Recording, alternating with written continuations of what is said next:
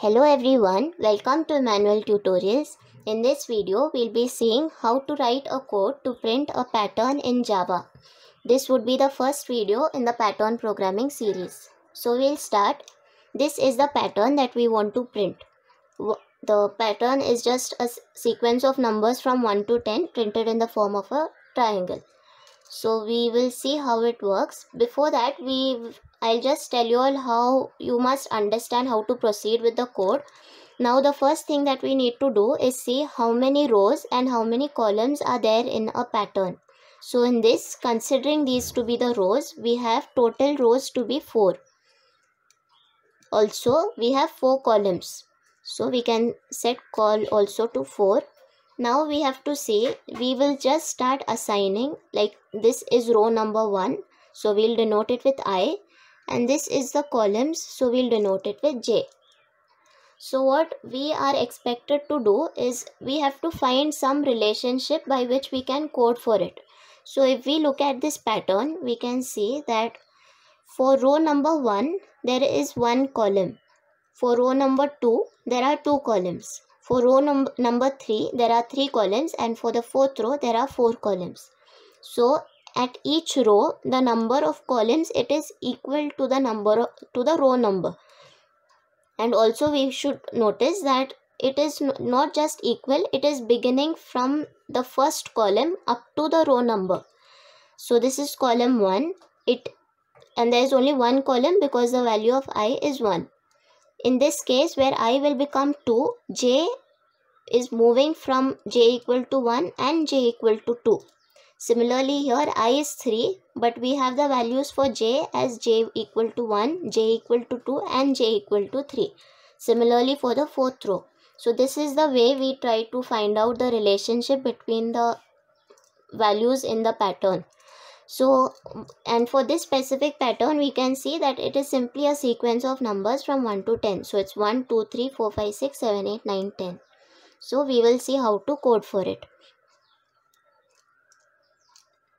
So here I have taken a variable num and I have assigned it the value 1 because the sequence that we have, it is beginning from 1. And now we have written the loop. The loop is the most important thing in these pattern programs. So we can see, since we saw that there are 4 rows, I have started from the value 1 up to 4, which is the number of rows. Similarly, now I have written the inner loop, the nested loop for the columns. But as I told you all before, the columns begins from 1, but it ends up to I.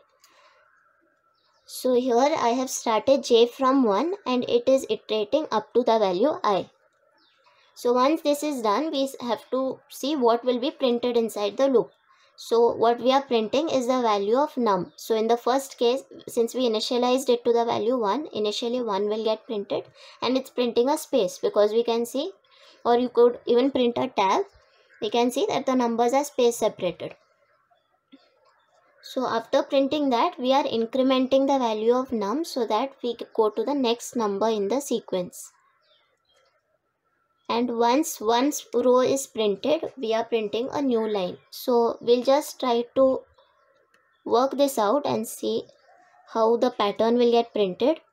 Initially, we can see that the value of num is 1. In the first iteration, I is 1 and J is also 1. 1 is lesser than equal to 1.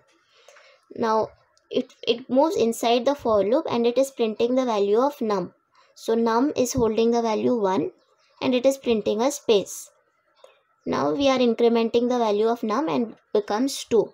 So now what happens is the control goes back to the inner loop. It increments the value of J, which becomes 2, and then it checks for the condition.